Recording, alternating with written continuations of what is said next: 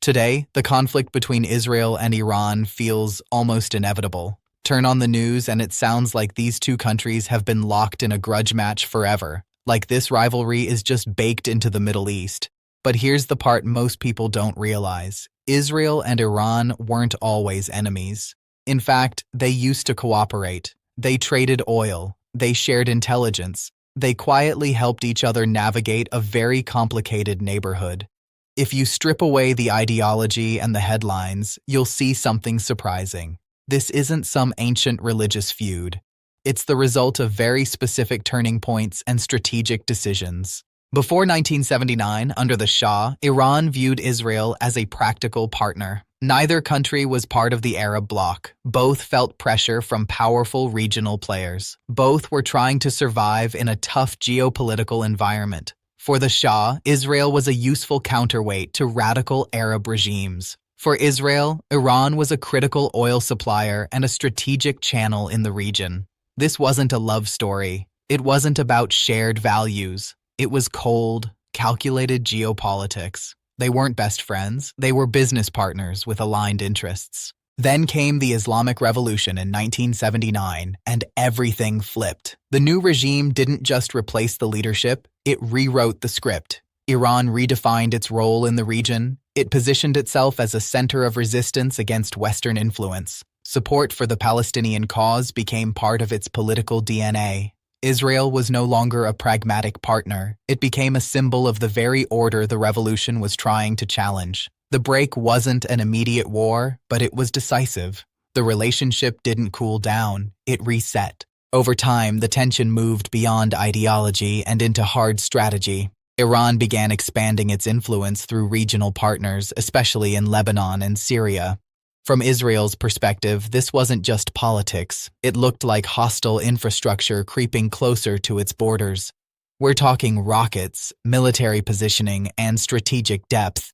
Each side started building its own version of security.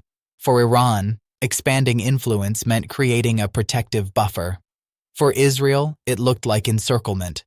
Then the 2000s added gasoline to the fire, Iran's nuclear program. In Israeli political culture, security isn't an abstract concept. It's existential. The country was built in a region where threats are real and history matters, so even the possibility of a hostile state developing nuclear capabilities isn't something Israel shrugs off. It's a red line. This is where Benjamin Netanyahu becomes central to the story. Much of his political career overlaps with the rise of Iran's regional power. For Netanyahu, Iran isn't just another challenge. It's the main event. In his speeches and policy decisions, Iran's nuclear ambitions are framed as a potential game changer that could tilt the balance of power in the Middle East. In his narrative, this isn't a minor risk. It's a long-term strategic threat. Netanyahu has consistently opposed international agreements he believed didn't go far enough in restricting Iran's capabilities. He pushed for tougher sanctions. He warned Western allies that compromise could backfire. His approach has been rooted in preventive deterrence. Better to stop a threat early than deal with the consequences later. In other words, don't wait until it's too late.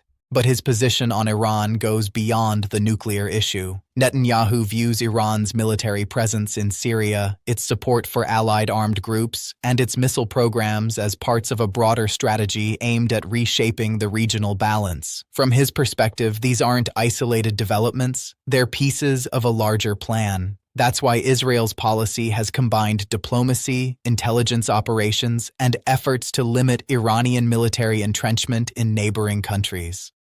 From Tehran's point of view, the story looks very different. Iranian leadership sees Israel as a state determined to curb Iran's regional influence and maintain its own strategic dominance. Expanding regional presence is framed not as aggression, but as defense. The nuclear program is presented as a matter of sovereignty and technological independence.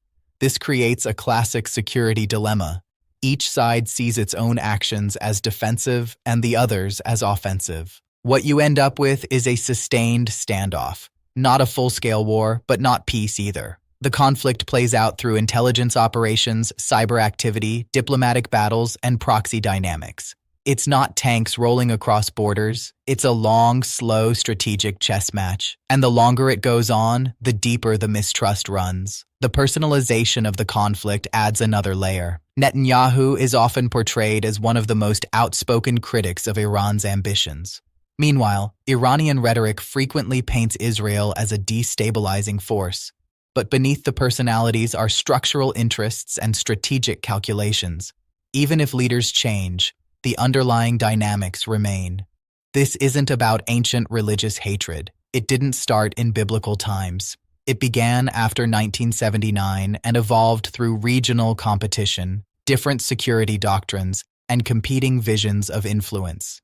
Each phase reinforced the last. Each escalation made the next one easier. Today, Israel aims to maintain its strategic edge and prevent shifts in the regional balance of power. Iran aims to strengthen its regional position and protect what it sees as its sovereign security model. Neither side appears eager for a full-scale war, but neither side is willing to back down on core interests. That's what makes this conflict so persistent and so volatile. In the end, the story of Israel and Iran is a story of transformation, from pragmatic cooperation to entrenched strategic rivalry. Understanding that evolution helps explain why the tension we see today isn't destiny. It's the product of choices, turning points, and long-term strategic thinking. And as long as those core calculations don't change, this rivalry isn't going anywhere. It will remain a cold, tense, strategic contest, one that shapes the Middle East whether the headlines scream about it or not.